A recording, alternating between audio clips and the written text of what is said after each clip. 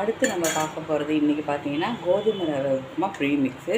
இதுக்கு ஒரு 2 ஸ்பூன் கடாயில் எண்ணெய் ஊற்றிட்டு கடுகு தாளிச்சிடுங்க. உளுத்தம்பருப்பு, கடலைப்பருப்பு, கொஞ்சமாக பெருங்காயம் வச்சுக்கோங்க.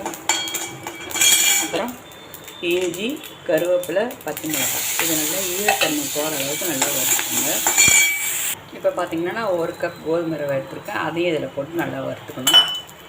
இந்த உப்புமாவுக்கு தேவையான அளவு உப்பு சேர்த்துக்கோங்க. இப்போ பார்த்திங்கன்னா கோதுமை ரவை நல்லா பொரிஞ்சு வந்திருக்கு. இந்த ஸ்டேஜில் அடுப்பை ஆஃப் பண்ணி ஒரு ஆறுனதுக்கப்புறம் ஒரு டைட் கண்டெய்னரில் போட்டு மூடி வச்சுக்கலாம். இதுக்கு 1க்கு 3 டம்ளர் எந்த கப்பில் எடுக்கிறீங்களோ அந்த டப்பில் 3லேருந்து 2.5லேருந்து 3 டம்ளர் தண்ணி ஊற்றி கொதிக்க வச்சு இதை அப்படியே போட்டு கலர்னிங்கன்னா உப்புமா ஆகிடும். வெங்காயம் வேணும்னு அவசியம் இல்லை. வெங்காயம் வேணும் அப்படிங்கிறவங்க 2க்கும் முன்னாடியே சொன்னேன் இல்லையா, ரவா உப்புமா அதுக்கு பேர் வெங்காயத்தை போட்டு ஒரு வதக்கலாம்.